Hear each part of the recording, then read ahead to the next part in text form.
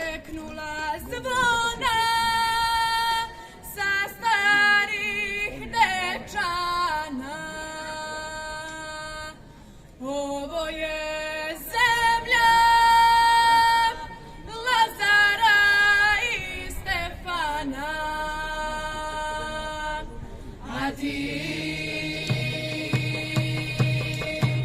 veseli se srpski rode, zbog slobode i zbog slavnih Nemanjića, Obilića, Petrovića i zbog slavne Gračanice, Studenice, Ravanice.